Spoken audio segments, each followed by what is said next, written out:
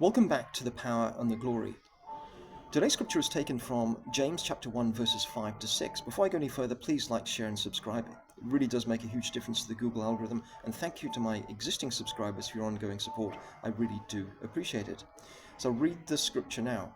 If any of you lacks wisdom, you should ask God, who gives generously to all without finding fault, and it will be given to you. But when you ask, you must believe and not doubt, because the one who doubts is like a wave of the sea, blown and tossed by the wind. So what we do know about wisdom is that God sees it as a virtue that he values highly. We can see this in 1 Kings chapter 3 verse 9.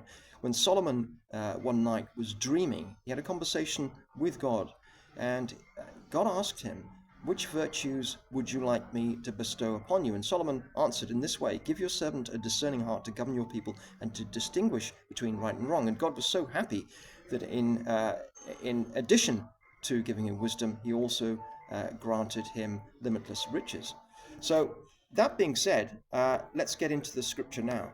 If any of you lacks wisdom, let him ask of God. So this part of the verse states that those without wisdom should feel free to seek God for it. Why? Because he is seen as the very source of wisdom itself.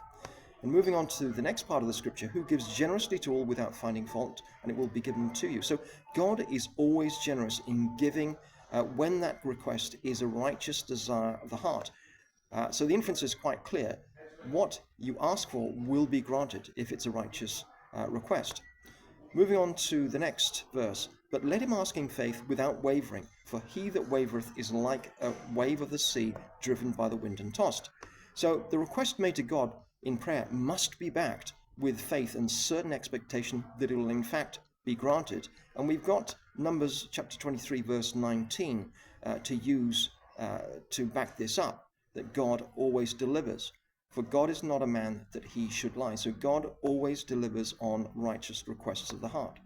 Moving on to the next part of the scripture, for he that wavereth is like a wave of the sea driven with the wind and tossed. So if you are double-minded, God will not answer your prayers. Instead, you must petition God in prayer with a grounded and steadfast faith, believing that God will provide, because he always does. So what are the key takeouts from this passage of scripture? Well, the first thing is we can go to God and ask for wisdom, and he will give us generously. He will provide us with wisdom generously, so long as our requests are righteous.